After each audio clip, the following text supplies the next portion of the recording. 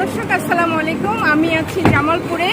যে জামালপুরের একটা গান ছিল আমার, আমি জামালপুরের মাইয়া দেশি পোলা পাইয়া, বুড়ির দোকান গিয়া তো এই মিষ্টি দিব খাইতে। সেই বুড়ির দোকান থেকে আমি আজকে মিষ্টি কিনবো আমার ছেলে মেয়ের জন্য।